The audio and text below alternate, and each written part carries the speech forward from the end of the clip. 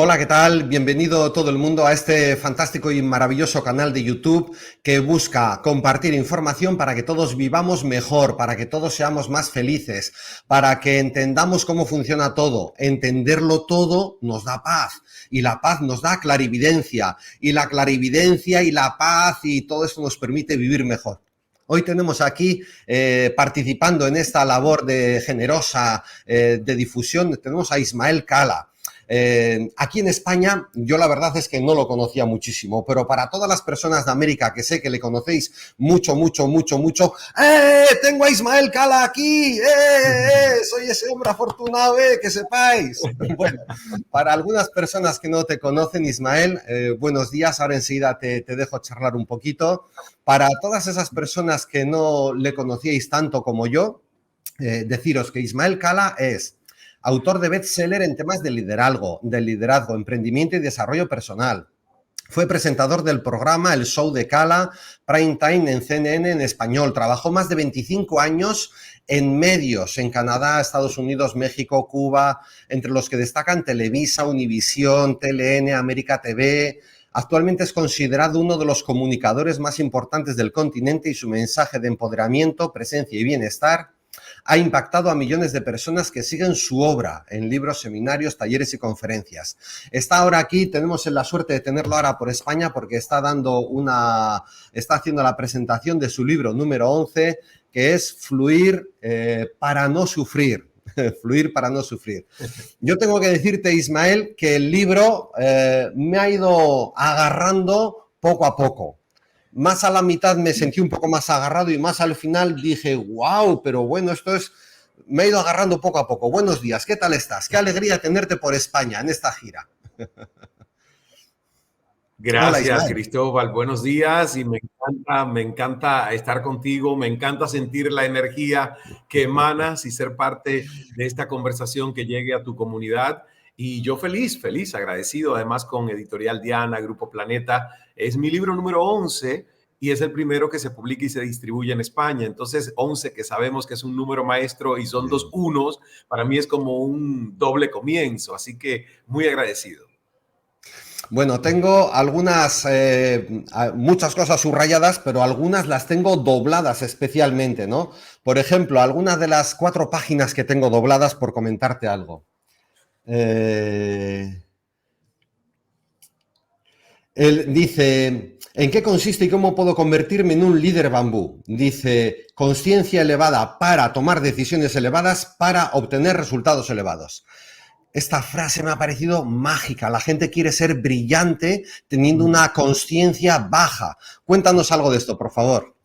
Pues fíjate, la verdad es que lo has dicho muy bien. Estamos tan enfocados en el crecimiento y el éxito de logros afuera y el compararnos con los demás y el tema de la aprobación social y la validación social a través de premios, estímulos, likes de Instagram, etcétera, etcétera, etcétera, que nos olvidamos. Y por eso el bambú es tan buen referente tomado de esto que es prácticamente una ciencia, que es la bioempatía o la biomímesis, donde uno observa leyes y principios de la naturaleza y los traspola a cómo se podrían aplicar para los seres humanos. Es lo que hemos hecho por más de 10 años ya con el estudio de los principios con los que se maneja esta planta tan venerada en el Oriente, que además tiene muchísimas utilidades. Entonces, ¿qué me doy cuenta? Que realmente, en primer lugar, yo lo experimenté en carne propia.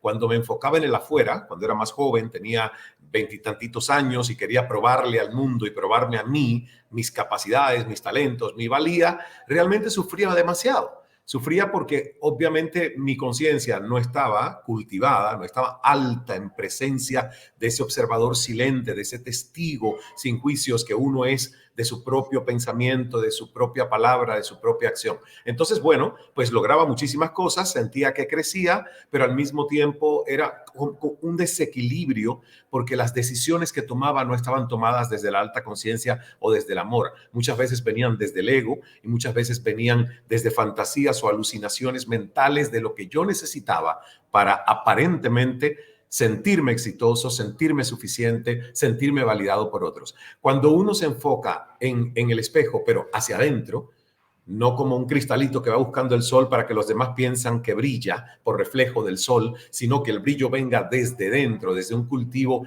de una esencia mucho más amorosa, mucho más empática y mucho más además serena, sin necesidad de tanta altanería del ego, pues entonces siento que tu conciencia al elevarse, vibrar un poco más calibrada en el amor, en la alegría, en la paz, no necesita compararse con nadie. El ego toma su lugar de accesorio en estos instrumentos del conocimiento y la verdad, y por lo tanto las decisiones que tomas al estar calibradas en un nivel de conciencia que es mucho más alto y no en esta fuerza bruta o debilidad, que es uno de los cuadros que me parece un regalo de David R. Hawkins, el psiquiatra, y que nosotros pusimos ahí en el principio de conciencia y elevación, los campos energéticos de la conciencia humana. Eso a mí me hizo entender que si yo me centro en crear un imperio interior, en preocuparme por qué hay dentro, ese abono que yo tiro hacia adentro, que es el jardín de lo que somos, va a hacer que yo crezca. Es que es inevitable que crezca. ¿Por qué?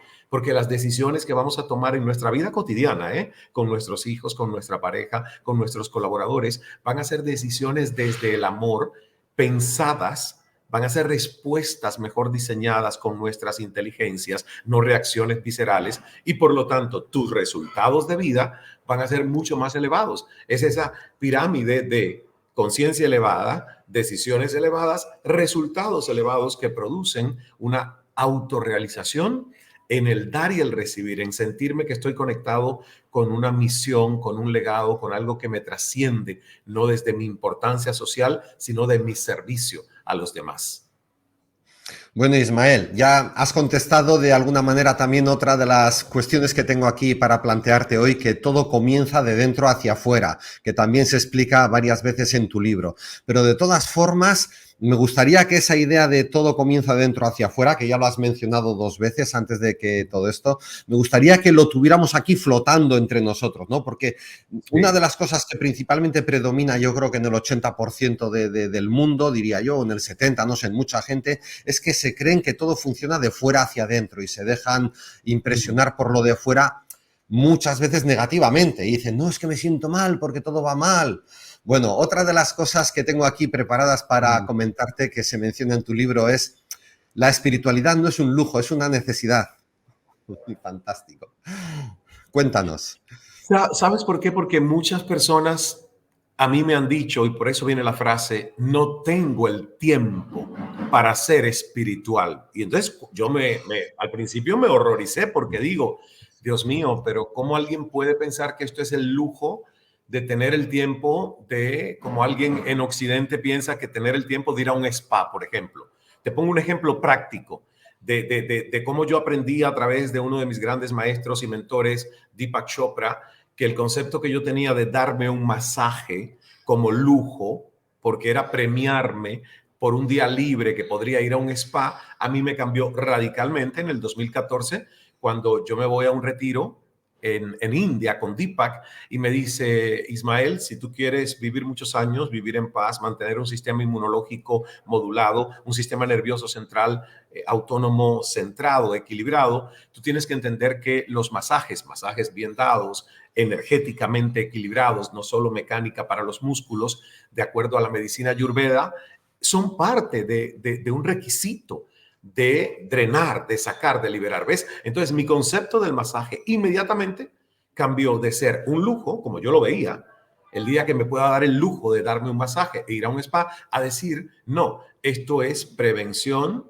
restauración y mantenimiento de todos mis sistemas energéticos y de mi materia orgánica. A partir de ahí yo me doy masajes todas las semanas, pero no es que me sobre el dinero para dármelo, es que presupuesto parte de mi salud y mi ritual, como mismo tengo que ir a comprar alimentos al supermercado, dejo el presupuesto de decir, no iré a un concierto, pero tengo que darme el masaje con un terapeuta ayurvédico. Entonces, lo mismo es la espiritualidad. Cuando uno entiende, Cristóbal, que nosotros no es que somos seres espirituales porque la espiritualidad nos hace superiores a otros mortales, sino que la espiritualidad es la práctica cotidiana de yo reconocer lo sagrado que hay en mí y reconocer que no es la materia y la densidad de la materia y del mundo de lo físico lo que rige el tema de mi vibración porque como lo dijo un científico que fue Albert Einstein, es la energía, la entidad gobernante sobre la partícula, entiéndase la materia. Esto es Einstein.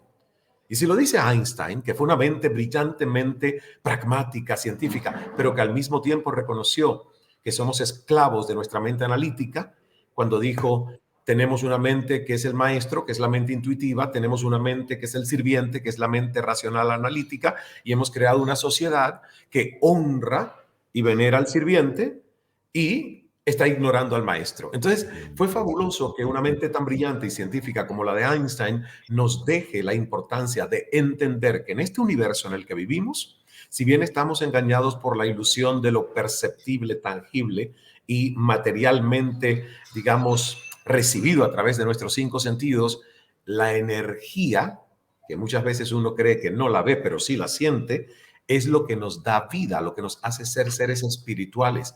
¿Y qué cosa es la energía y por qué es una necesidad?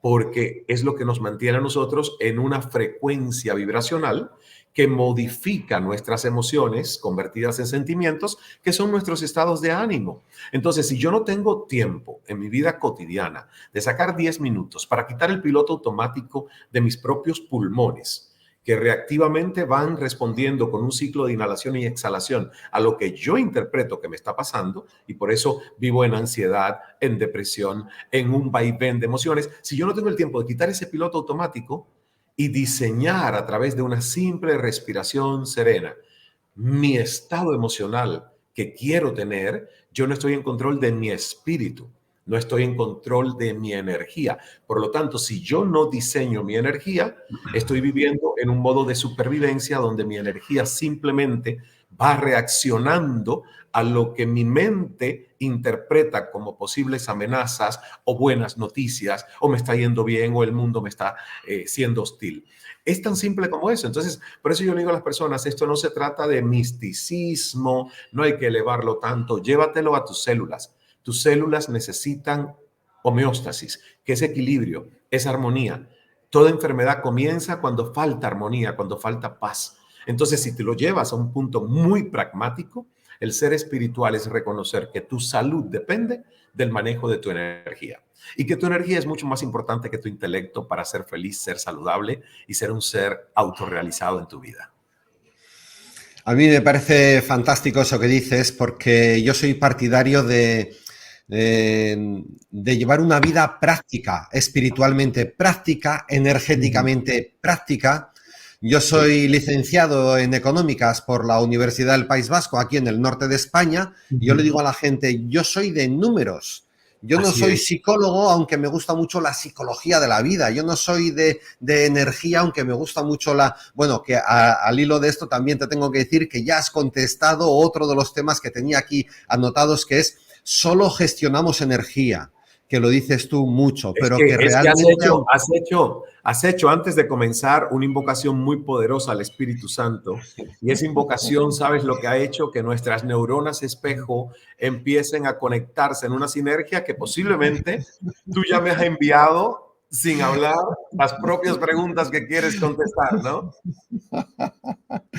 Así es. Nos hemos conectado a un nivel en el que ya tú ya estás respondiendo a todos los temas que yo tengo aquí, que me han llamado la atención de todo el libro. Otra de las frases que me ha llamado mucho la atención porque pertenece a lo que yo entiendo que es la filosofía de la vida básica, ¿no? Que es, aquí mencionas, la vida debe ser divertida.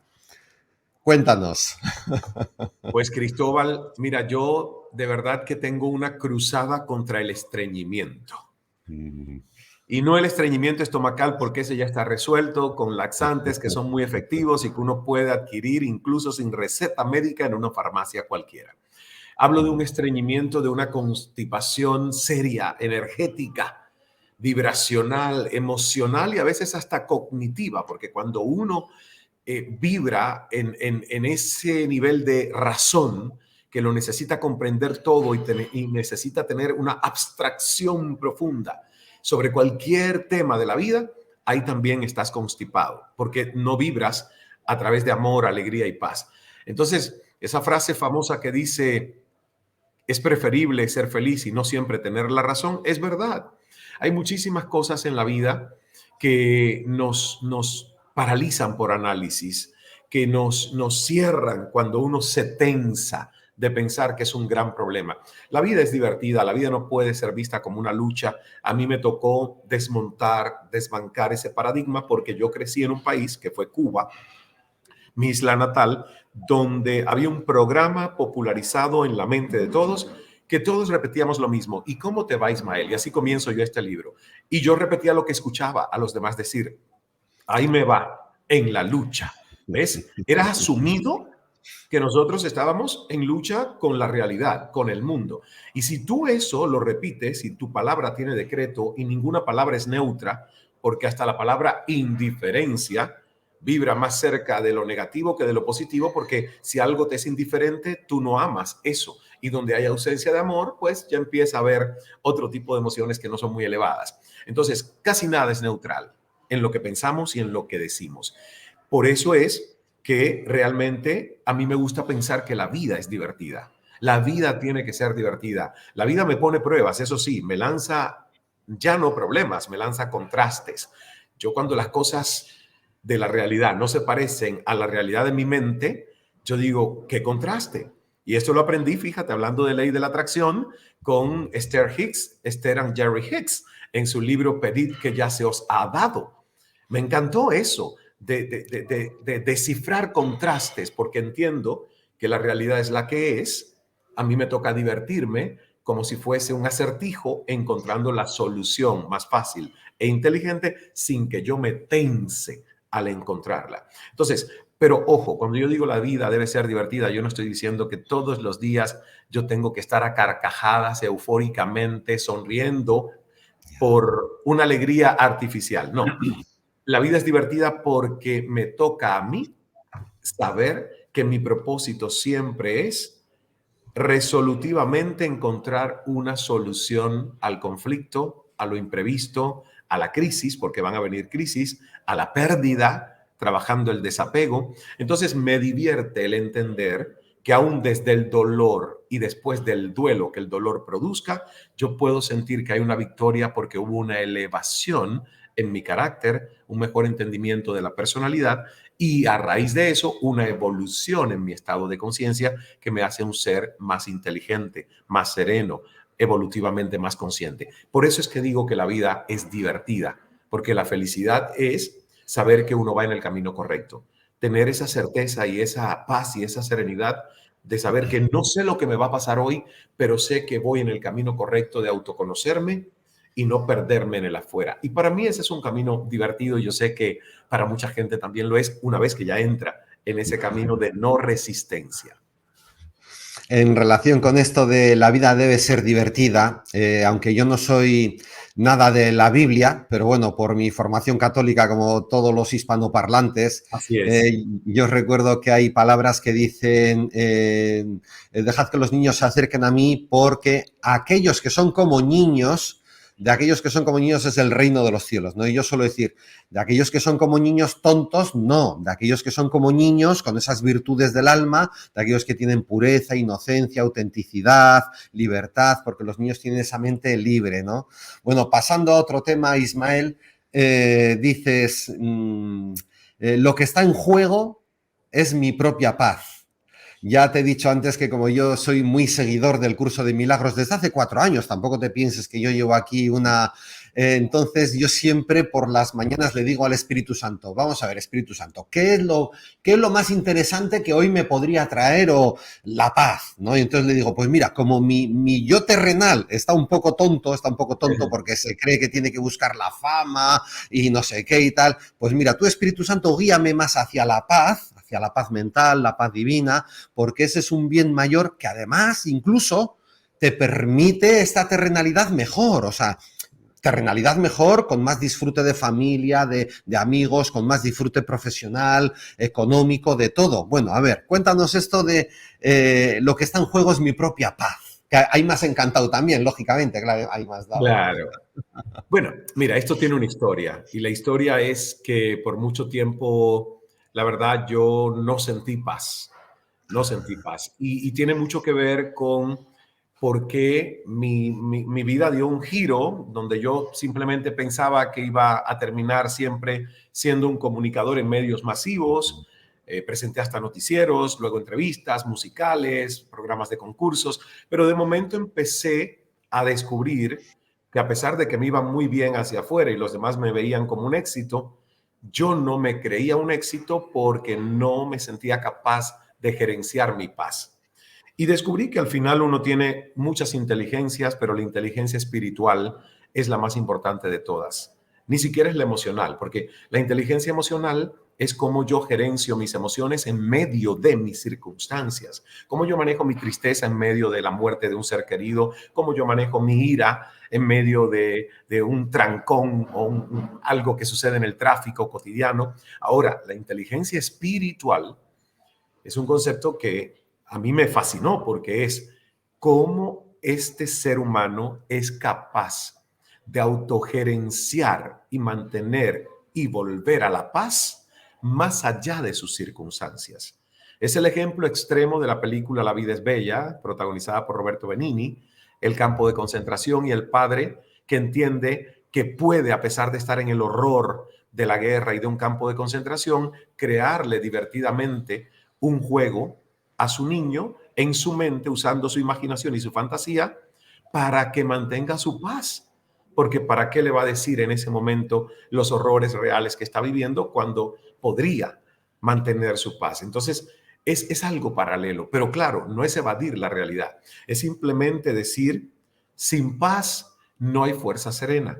Sin fuerza serena, ni siquiera voy a poder tomar decisiones pensantes elevadas, porque está comprobado que cuando nuestro sistema nervioso se tensa y nosotros, la amígdala del cerebro, esa pequeña glandulita, yo le digo jodedora, porque la verdad que cuando tú permites que ella etiquete algo como amenaza o posible peligro, ella se inflama y empieza a hacer que el cerebro se dé cuenta de que tiene que reaccionar desde el instinto, ya sea escapar, pelear o congelarme, porque a veces uno se congela y no sabe qué hacer.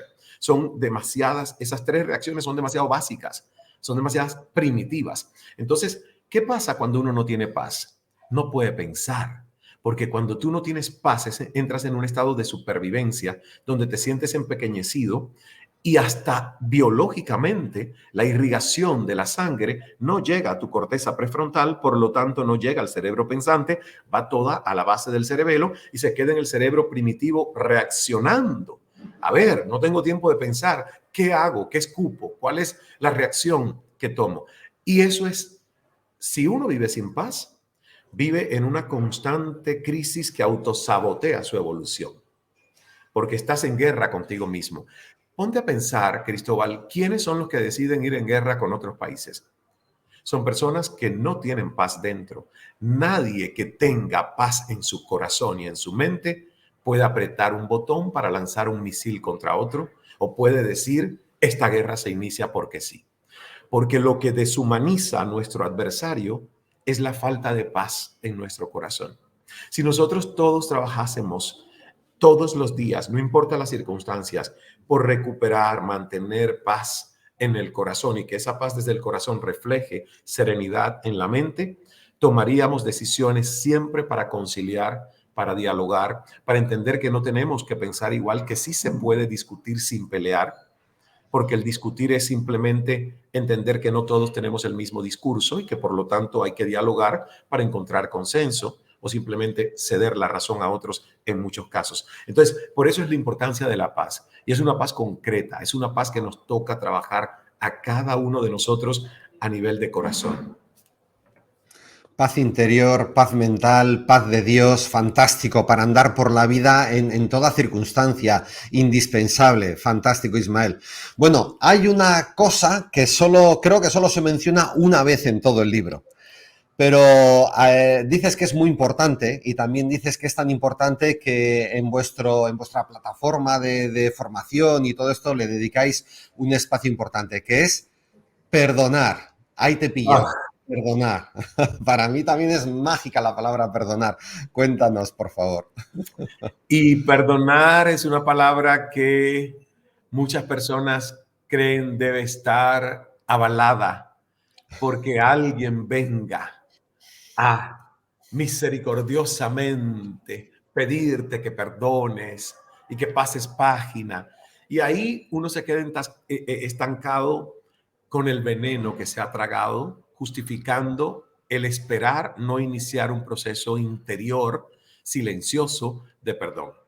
El perdón, la anécdota o la imagen que mejor lo define es como cuando a un ser humano le muerde una serpiente. Y una serpiente nos puede morder la mano porque estábamos descuidados, no la vimos o no pensamos que era agresiva y venenosa y simplemente pues nos confiamos, ¿verdad? Y esto nos puede pasar con otros seres humanos que muchas veces nos hacen daño en nuestras vidas. Nos pueden morder, pero en cuanto te muerde, tú tienes que tomar una decisión inteligente, decir, wow, ya me mordió, el hecho no lo puedo borrar ni puedo ir al pasado, porque el pasado es un tiempo muerto que solo debe vivir en el cementerio y no sacar nosotros los zombies y los cuerpos putrefactos de la tumba para volver a traerlo a la pantalla de nuestra realidad presente, ¿verdad? Entonces, la serpiente me mordió, pero yo tengo la opción de no morir de esa mordida si yo me encargo de sacar el veneno, sacarlo rápidamente, ir con un curandero, con un chamán, a una clínica médica, hacer lo que sea para que saque el veneno y me ponga un antídoto. Entonces, yo voy a salvar mi vida, va a quedar un recuerdo, va a quedar una cicatriz. Y a mí me va a tocar entender que me mordió la serpiente, pero que no me mató. Que al contrario, el evento me ha hecho hasta más fuerte porque digo, wow, sobreviví a la mordida de una serpiente venenosa amazónica. Tengo algo que contar. Si uno no tiene nada que contar de sus episodios de vida, qué aburrimiento la vida, porque no hay expansión, no hay crecimiento, no hay evolución.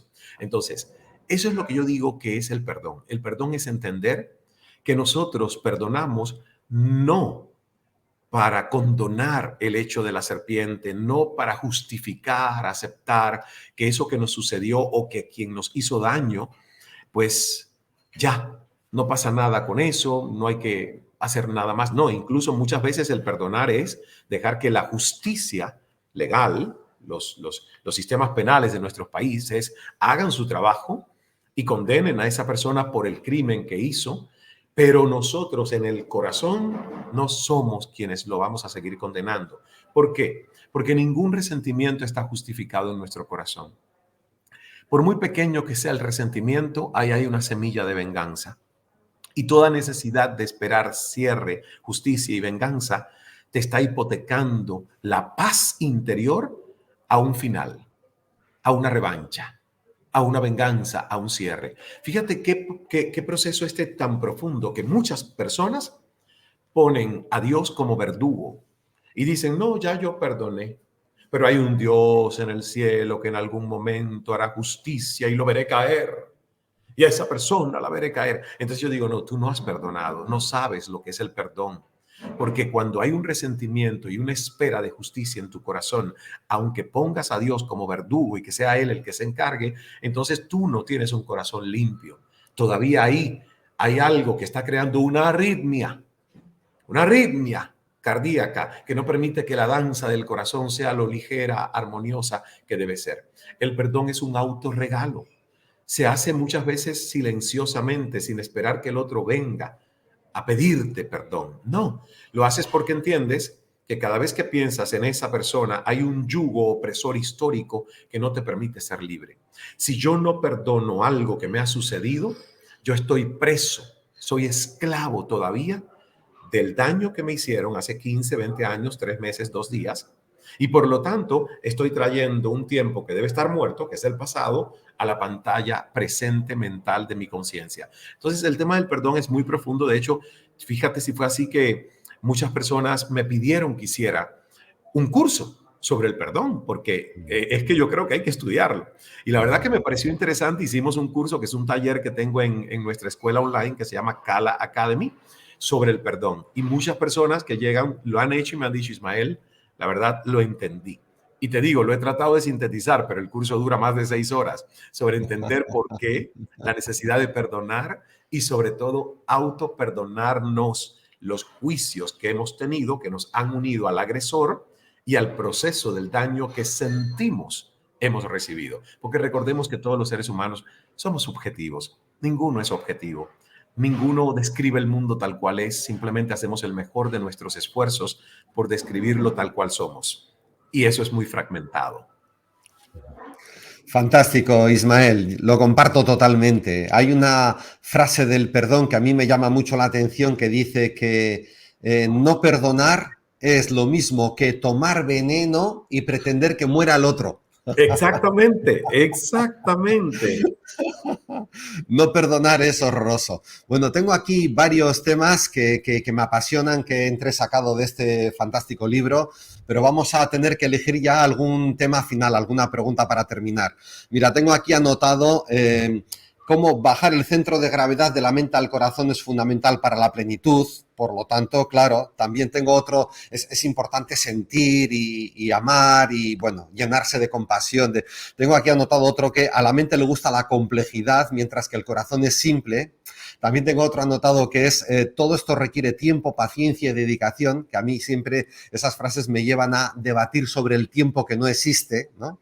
Pero para terminar, me gustaría hablar de, aquí en la página 132 tienes una gráfica sobre los procesos de cambio, que me ha hecho entender cómo la gente se resiste con uñas y dientes a cambiar porque supone renunciar a parte de lo que él es, pero claro, esta parte de lo que él es le está llevando, pues no sé, a que le despidan continuamente de los trabajos, a divorciarse continuamente de sus parejas, a que su cuenta de banco sube y baja y desaparece, o sea, entra en periodos o sea, le está llevando a desastres. Entonces, la pregunta es, para terminar, Ismael, la resistencia a los procesos de cambio. A ver si de una vez nos ayudas a no resistirnos tanto y a fluir. Bueno, a fluir, para no sufrir. Eso. De eso se trata justamente, Cristóbal, el fluir para no sufrir, que además tú hablabas justamente de cuando uno invoca salir del ego y que lleguen, ¿no?, las ideas y que lleguen las propuestas y uno convertirse en canal. Eso es fluir. El fluir es entender que nosotros muchas veces, si nos convertimos en canales y fluimos sin resistir y pensar que todas las respuestas muchas veces llegan desde un análisis consciente cognitivo de lo que ya está archivado en el cerebro. Si uno se da cuenta de eso, que puede muchas veces pedir la respuesta, como hago ya yo muchas noches, que simplemente digo, tengo una respuesta y quisiera Dios que durante el sueño y que al amanecer pongas en mi campo de conciencia la mejor posible respuesta para esta pregunta, porque no la tengo, no tengo la respuesta y la dejo. Y créeme que muchas veces al amanecer, durante la noche, algo mágico sueño y me da la respuesta. Bueno, fluir para no sufrir y el tema de los cambios llegó justamente porque este humilde servidor tenía este libro con otro título, Los 11 principios del líder bambú. Y llegó marzo del 2020, el libro estaba casi ya a un 60% terminado. Y bueno, pues iba muy bien, pero de momento se paraliza el mundo, se paralizan las actividades, se congela literalmente de la noche a la mañana todo el calendario de eventos y viajes y retiros que yo tenía preparado con mi equipo para el 2020. Y en una meditación, no voy a negarlo, un poco contraído, tenso y hasta en negación de la realidad que estaba sucediendo, porque todos somos humanos y todos somos vulnerables y frágiles así. Yo dije, bueno, Dios, si todos los planes que he hecho se han desmoronado, ¿para qué soy bueno? ¿Para qué soy útil? Y además, este libro, me imagino que vendrá en un contexto donde va a ser incluso más necesario que antes. Regálame un título, regálame una guía de por dónde este libro va a ser útil. Y en esa meditación, al amanecer, en un balcón en Miami, mirando la bahía y salir el sol sobre el mar, llegó fluir para no sufrir. Y recuerdo que una de las primeras personas, una amiga mía española, fue a quien se lo conté. Me dice, Ismael, ustedes los latinos son tan dramáticos. Fluir para no sufrir. ¡Qué drama, Dios mío! Y tú enseñas a la gente a ser exitosa, que le vaya todo bien. Le digo, mira, porque es Estrella, que es una hermana, gran amiga, que fue la primera casi que leyó el manuscrito y me ayudó a corregirlo antes que mis editores.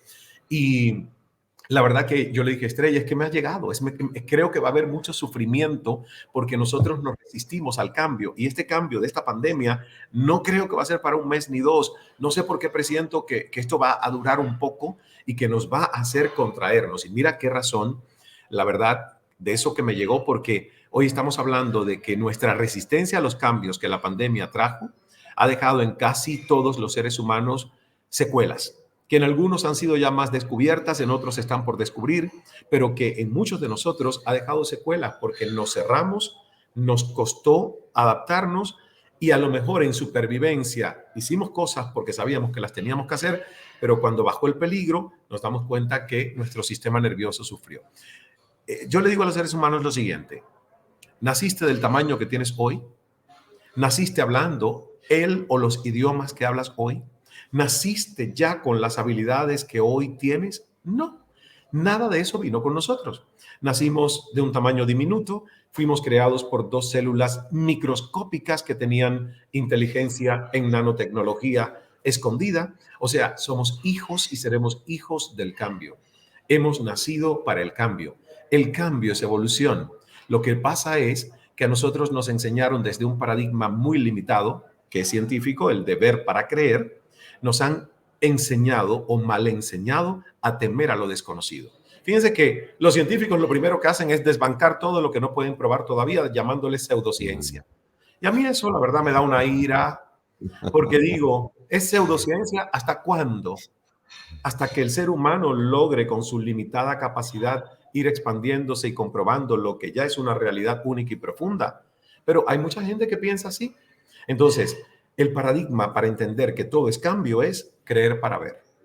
Vivimos en un infinito mundo de posibilidades y probabilidades, es un campo cuántico inmenso y nosotros vamos a ir colapsando esas posibilidades a medida que las vamos creyendo posibles, que van entrando en el campo de la posibilidad consciente del ser humano. Somos cambio constante, nunca estamos igual, nuestro cuerpo nunca luce igual, nuestra energía es muy difícil que se mantenga en el mismo estado vibracional por mucho tiempo. Somos cambio. Hay que vivir con la esperanza de que si yo me abro al cambio, soy un agente de cambio y que si yo no me abro al cambio, soy una víctima del cambio. Uno tiene que escoger por qué acera camina en la vida. Porque los que quieren sombra, muchas veces, para que no le dé el sol, son víctimas del cambio cuando el sol les da y no lo están esperando. Y los que quieren enfrentarse al sol, con las ventajas y desventajas de una sobreexposición, tienen que caminar seguros, siendo agentes conscientes de lo que el cambio produce en nuestras vidas. Entonces, mira, es tan simple como decir, si yo quiero una vida por diseño, yo tengo que ser alguien que propicia sus propios cambios. Si quiero una vida accidentada, espero que los cambios lleguen a mí, me den una patadita, me sacudan el piso y ver cómo yo reacciono. Yo escogí ir de la acera de frente al sol, siendo una gente que ama los cambios, aunque no siempre lleguen con previo aviso.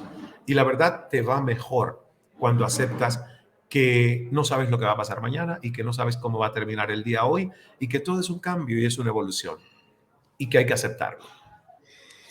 Muy bien, Ismael, ha sido un placer esta charla, muchas gracias de corazón, he disfrutado mucho, el libro este me ha ido agarrando poco a poco, todos los temas que hemos tratado aquí han salido de este libro y ha sido un placer. Un abrazo muy grande, Ismael. Gracias, Cristóbal, y cuando vuelva a Sevilla, ahí nos tomamos un cafecito, hacemos una cena, algo. Eso es, nos tenemos que ver, claro que sí, Ismael. Un abrazo. Gracias. Hasta pronto, gracias. adiós.